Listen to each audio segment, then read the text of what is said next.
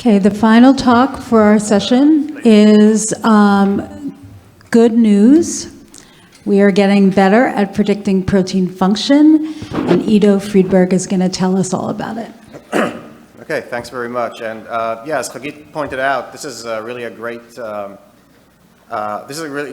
theme because we started out from text mining for annotation. Hagit talked about text mining as a mechanism for function prediction, and I'm going to talk about function prediction. So this is a great Markovian chain, or whatever you want to call it. And we could all use some good news, and especially these days, so that's why I titled my talk this way. And I'm going to talk about how we actually describe protein function. We had the text mining approach. I'm going to talk a little bit about ontologies. How do we actually predict protein function? Hagit has shown us a really great way to do that, and actually a very successful way in the way we assess things, because we actually, and we were a pretty big consortium of people, assess protein prediction, function prediction methods, and text mining is actually one of the more successful ones when coupled with others. And finally, some results and conclusions. So we're going to start with this. How do we describe protein function? We can do that as a bag of text, like Hagit said, but there are other ways to think about it, and you might call them somewhat standardized. So to me, protein function is actually a question of scale. If we have this enzyme, histidine aminolyase, on a biochemical scale, on the nanometers, it catalyzes a chemical reaction like enzymes do. However, if we think about it in a cellular level, it's actually something that participates in a pathway or a location.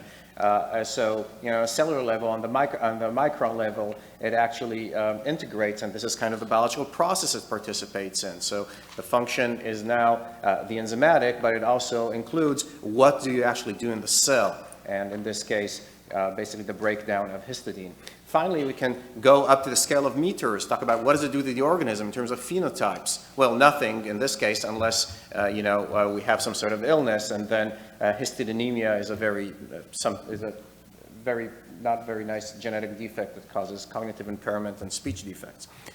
So again, all of us as human beings understand natural language, but for computers, we'd rather use something more standardized and parsable, and that is given to us by ontologies. I probably do not have to introduce the idea of ontologies here. I'll talk about it a little bit, but basically the gene ontology, as we all know, is this large vocabulary that is standardized and hierarchical and goes from the more general to the more specific, and is divided up into really three different kind of aspects of function. The molecular function, which is the equivalent of the enzymatic I just talked about, and including more. The biological process it participates in.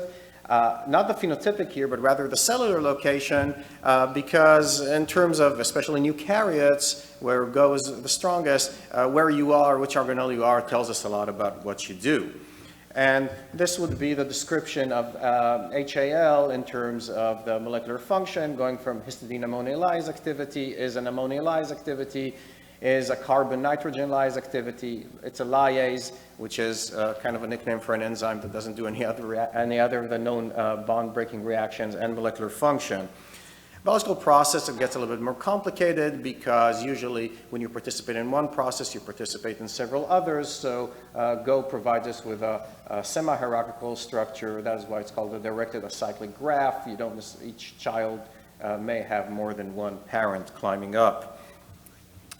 So now that we have this framework of the ontologies, the idea of predicting protein function actually becomes pretty clear. To predict a protein function, we would like to associate a subdag, a sub-directed acyclic graph, a subtree of Go with a protein sequence or with part of it. So a protein may have more than one function, in more than one aspect, and we would like to correctly associate as many of these subdags as possible while minimizing the false positives. Another thing we should talk about before I start setting the framework for the assessment is the whole idea of the evidence. How do we know that a protein actually does what it's purported to do? So the best thing to do is to run an experiment on the protein and to see what it actually does. However, experiments take long, and the assays are not necessarily always tell us everything we want to do.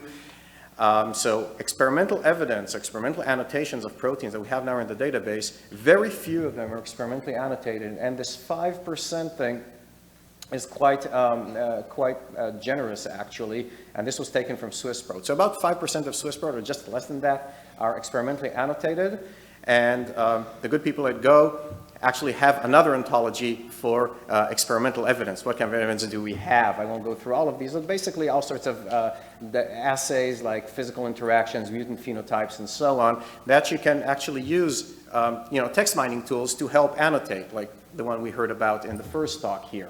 However, most protein function annotation comes from automated annotation, and most of it is not even human curated, but as we call it, IEA, inferred by electronic annotation, which basically means BLAST is running, somebody takes the top couple of hits or so, and then throws that into the database. I know I'm murdering the science here, and I apologize to all biocurators in the audience, but something like that is being done. Most of it is completely automatic.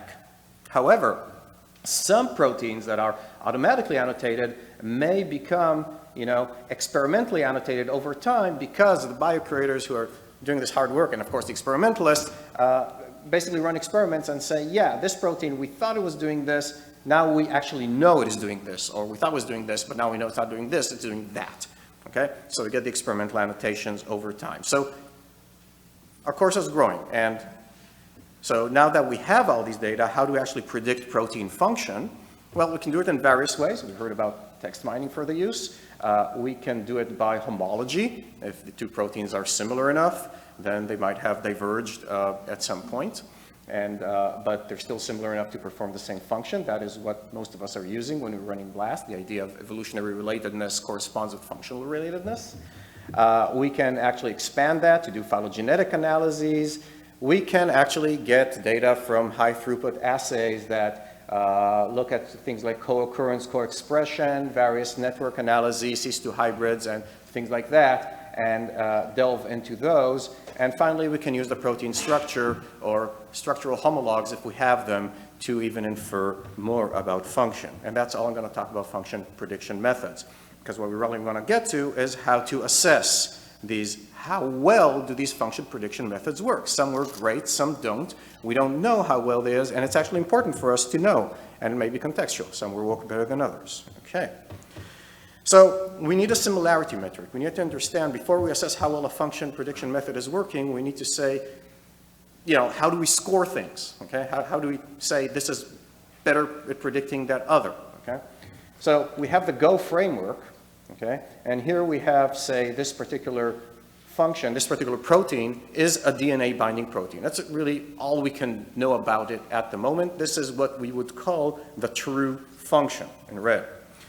And based on the true path law of the ontologies, if we predict some sort of node, we automatically propagate it to all the parents. So this is actually the function of the protein, not just this one node, but the node and all its parents, okay? Binding, DNA binding, which is nucleotide binding, which is binding. Along comes a function prediction method and tells us that this particular protein is actually an rRNA binding. This is the prediction, okay? This is a prediction. Obviously it's wrong, but it's not all wrong, okay? Because propagating up through the parents, we are getting that this RNA binding protein, this is our RNA binding protein, is an RNA binding protein. Okay, these two are wrong, but we did predict binding, nucleotide binding correctly, although the wrong nucleotide molecule. We did predict binding correctly, so we got something right, but not everything right, and we can actually score this using precision recall. We have a precision of 0.5 and a recall of 0.66. So we have a point in precision recall space that actually does give us a score on our particular function prediction method here. Now, if we use a confidence threshold, we can actually increase this to give us a precision recall curve, and the precision recall curve would be the better if it is pushed upward and to the right. So this is kind of precision recall curve. A better one would be something like this arc I'm drawing now with the pointer, okay? So we can say that this method, if it existed, would have been performed better than this method, and now this gives us a metric as to compare methods. Fantastic. So We put everything together now. We have our Go, we have our metrics, we have everything. Now we want to actually compare methods. How do we do that? Well, we set out a call to everybody. Hey, everybody, you have function prediction method? Let's, put your money where your mouth is. Let's have a little competition here, and we'll give you a bunch of targets, and we're running the critical assessment of functional annotation. Sorry, I forgot to say that, the CAFA timeline. And we're saying, okay, in September, we are releasing 100,000 targets from Swissprot from, most model organisms. And all of these targets are not experimentally annotated. Okay, they're all IEAs. Nobody has the experimental evidence for what they are doing. We're releasing those as targets. Predict on those. You have from September until January the next year to do that. So you have 4 months to do this. Mid-January, we close our submissions. And we had, in the second critical assessment function notation, we had 126 methods that were participating. Then we wait. We wait from January until September. Wait for 9 months until some of these methods that were electronically annotated receive some experimental annotation. And we worked with biocurators to provide us with some of these data. So I'll be thanking them at the end. And we ended up, out of 100,000 targets, we ended up with 3,000, with 3,600 proteins or so that actually accumulated experimental evidence. So this is not a large number. If we say out of 100,000, we only got 3,000. It's not a large proportion, but it is a fairly large number of proteins, and we can use those as the benchmarks, which we did. And finally, we did a lot of assessments, and we released the results. So what are the results? We had 2 of these critical assessments so far. One was CAFA 1, which was running in 2010, 2011, and the other one, 2013, 2014, which was CAFA 2. And so we can actually compare them now. So these are just the numbers of the benchmarks. We had in CAFA 1 in gray, and in CAFA 2 in color. So this was the molecular function ontology. MFO stands for molecular function ontology. We had only 500 in CAFA 1. We had over 1,000 in CAFA 2. Biological process, we had 500 in CAFA, just over 500 in CAFA 1. For biological process, we had almost 1,500. And in CAFA 2, we also included the cellular component ontology, which was new, and the human phenotype ontology. That's not part of Go. That's a different ontology that is actually a disease ontology for humans. So this one was predicted only for humans. These are the species that we used. Basically, those species are expected to have the most growth in data. So human, mouse, Arabidopsis, E. coli, all the nice model organisms we like and love so well. And here are the results. The precision recall curve is on the left. These are the precision recall curve for CAFA 2 results in molecular function. We used 2 methods. Let's look at the methods, these 2 methods that don't perform very well, the red and the blue one. These are actually our baseline methods. These are methods that we used as a baseline. Blue is simply usage of BLAST. We just use BLAST here, okay? And it's not that BLAST doesn't perform well, but the top 10 methods in CAFA perform better than BLAST, which is good. Because, if somebody puts in a lot of effort to do something that performs better than the homology search of BLAST, hopefully they will do better. So these methods perform better than BLAST. Another method, the red one here, is naive. We called it naive. This just uses the initial priors that are in the data set. So as we can see, we have methods here. These are the top 10 methods that perform in CAFA. These are the precision recall curves that perform better than BLAST and naive. And if we take the harmonic mean of the precision recall, we can have one number instead of a curve to grade them, and that is here in the bars that we see up here. This is called we call this the Fmax, which is the harmonic mean of precision recall, and these are the top 10 performing methods for molecular function.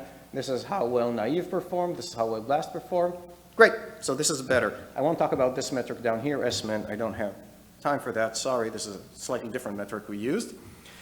As we can see, for molecular function, performance is actually pretty nice in terms of precision recall curve. Remember, it has to go up and to the left to be better. For biological process, we're flattening down. Things are not going that well. It is harder to predict biological process for various reasons, because homology usually doesn't do that very well. And a lot of the methods are not exclusively homology-based, but are strongly homology-based. So that didn't work too well, and you can see the Fmax dropped here. For cellular component, we had some serious biases in the database. A lot of terms are simply cytoplasm and organelle, and that is why actually naive performed fairly well and quite on par with most other methods. BLAST didn't perform so well. Homology doesn't perform well when predicting which cellular component we're on. Obviously, we have our work cut out for us here. However, the good news is that when we did a head-to-head competition between methods in CAFA1 and CAFA2, the methods in CAFA2 actually performed better. So the top methods in CAFA2 on here performed better than the top methods in CAFA1 here. So basically the methods were competing, we kind of ran a mock competition on the methods against each other using benchmarks from CAFA1 only, and CAFA2 top methods performed better than CAFA1 top methods. Each time a method performed better, this shifts slightly to the blue. As you can see, it's all bluish here, nothing is orange, so things are better. The reason for the better performance is because the methods is better, not because the data is better, because BLAST and naive did not actually perform better in 2000 and in CAFA2 than in 2014 than in 2011. So BLAST remained the same more or less, even a little bit worse, and not significantly so. Naive remained the same more or less. So the data is not getting more interpretable, it's that the methods are actually getting better. That is cool for molecular function and also for biological process. I think I'll skip this example because I'm running out of time. This is a specific example for a specific protein. So the conclusion, using only 2 data points, not really, but we claim that function prediction is improving. It's not really 2 data points. We actually did quite an extensive analysis, but we only have two times when we ran this competition, but there's a lot of data in each competition. Use of prior frequency, we kind of need to debias databases. That is a problem that everybody is having in function prediction. We don't have a good solution for that yet because it's a baby in bathwater kind of thing. Meaning that if we throw away low-level information that's in the database, we're still throwing away information, even though it's kind of, low information content. We are doing a CAFA3, and we're starting it this fall. CAFA3, the target release will come out early September 2016. Target submission, again, until mid-January 2017. And the initial assessment will be shown in July 2017 at ISMB in Prague next year. So hopefully some of you can be there, and hopefully a lot of you will participate. We'll be doing all sorts of cool stuff. We got a grant from the NSF, yay. So we're doing genomic screenings for certain types of functions in Drosophila and Pseudomonas aeruginosa, done with Casey Green's lab. We are getting data about disordered proteins and moonlighting proteins from Maria Martin, Claire Donovan at EBI, biocreators who are working with us, and from Connie Jeffrey from the University of Illinois, Chicago. We're having a nice new website too that'll make submissions a lot easier. For those of you who participated in CAFA before, we had some issues, so these are fixed. And finally, we'll hopefully be looking into residue and subsequent specific function prediction issues. I'd like to thank Yuxiang Jiang, who's actually here and has a poster on CAFA. Yuxiang, which number is that poster? L30. L as in London? 29. What? 30. L30. Yeah. So it's today? Tomorrow? Tomorrow. Tomorrow, L30, not even number, tomorrow. So Yuxiang has a poster, L as in London, 30, tomorrow. Please come and see that. And he actually did all the work on CAFA. There's always one grad student who does all the work, so Yuxiang is really the CAFA person. He's at Predrag Radivojač's lab at Indiana University. Sean Mooney, Casey Green from UPenn, Maria Martin, Clara Donovan from EBI. I'd like to thank the organizers of Function SIG, Casey Green and Mark Wass, and our funders, NSF and IEEE. And this is for something else. All right, so that's it. I'm done. Thank you very much. Sorry for taking this long shot.